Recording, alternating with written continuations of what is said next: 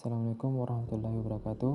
Pada kesempatan kali ini, saya Nurfair Iskandar akan membawakan atau menyajikan materi terkait dengan Situational Theory of Public yang biasa diterjemahkan dengan teori situasi publik. Langsung saja kita masuk pada pembahasan pertama, yaitu terkait dengan definisi. Teori situasional publik merupakan suatu teori yang menyebutkan bahwa publik muncul ketika organisasi membuat keputusan yang memiliki konsekuensi pada orang-orang di dalam dan di luar organisasi, yang mana mereka tidak terlibat dalam membuat keputusan. Teori ini dikemukakan oleh James A. Grunig yang merupakan seorang profesor public relation dari Universitas of Maryland, Amerika Serikat. Praktisi PR atau seorang PR dapat menggunakan teori ini untuk mengidentifikasi dan mengklasifikasikan publik berdasarkan persepsi, sikap, dan perilaku mereka terhadap organisasi. Apakah itu tentang rencana atau program, produk, atau ketika ada krisis atau kasus. Selanjutnya yaitu mengenai asumsi dasar dari teori ini. Teori situasional publik yang dikemukakan oleh Grunig ini memiliki beberapa asumsi yang mendasarinya, yaitu pertama, individu berbeda diasumsikan mempunyai perilaku yang lebih konsisten dan cenderung sama jika mereka berada pada situasi yang sama. Kedua, yaitu persepsi seseorang pada suatu situasi akan menentukan kapan, mengapa, dan bagaimana dia merespon dan mengkomunikasikan situasi tersebut. Yang ketiga, setiap individu akan berusaha beradaptasi dengan suatu situasi dengan cara tertentu. Selanjutnya yaitu publik bersifat situasional, tergantung pada situasi yang dihadapi. Dan terakhir, karena bersifat situasional dan masalah atau isu bersifat dinamis, itu membuat sewaktu-waktu publik bisa muncul dan pergi sesuai dengan kepentingannya. Selanjutnya yaitu tipe publik. Grunig mengidentifikasi 4 macam publik secara khusus. Pertama yaitu al-isu publik, yaitu publik yang aktif pada semua isu. Kemudian yaitu apathetic publik, yaitu publik yang tidak memperhatikan pada semua isu. Kemudian yaitu single isu publik, yaitu publik yang aktif pada satu atau sebagian kecil isu pokok yang hanya memperhatikan sebagian kecil dari populasi. Kemudian yaitu yang keempat, hot isu publik, yaitu publik hanya aktif pada isu tunggal yang melibatkan orang-orang yang terdekatnya dalam populasi dan diterima karena peliputan media secara luas.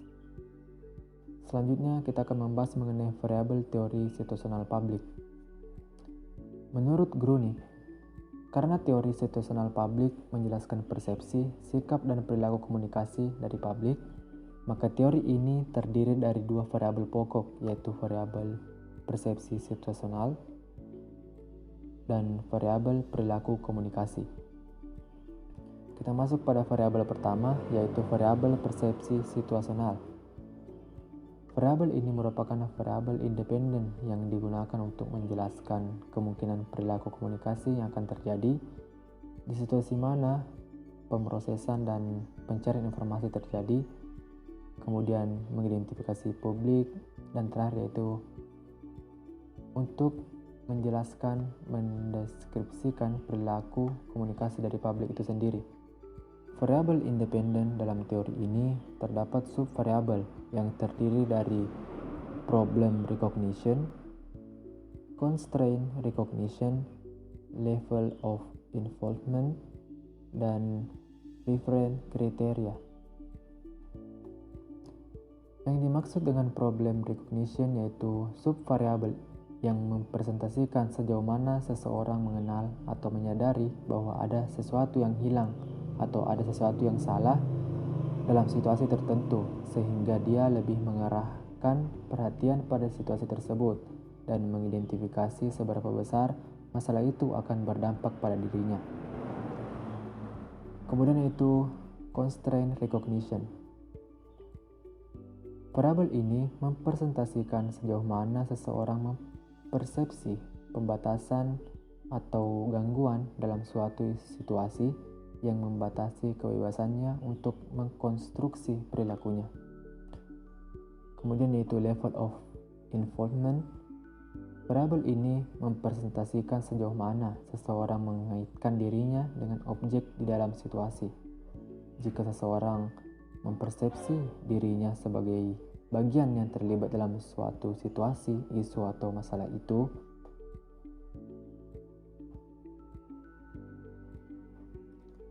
selanjutnya yaitu level of involvement. Variabel ini mempresentasikan sejauh mana seseorang mengaitkan dirinya dengan objek di dalam situasi. Jika seseorang mempersepsi dirinya sebagai bagian yang terlibat dalam suatu situasi, isu, atau masalah itu. Kemudian yaitu subvariabel reference kriteria. Variabel ini mempresentasikan sikap yang telah dimiliki seseorang atau the old attitude yang menjadi dasar seseorang bertindak dalam situasi tertentu.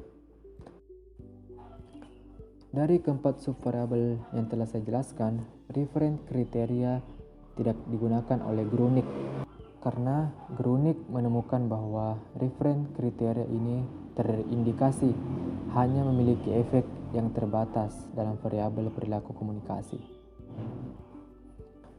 Kemudian yaitu variabel kedua, yaitu variabel perilaku komunikasi, yaitu merupakan variabel yang dependen, yaitu kebalikan dari variabel sebelumnya, yang terdiri dari information seeking atau pencarian informasi dan information processing atau pemrosesan informasi.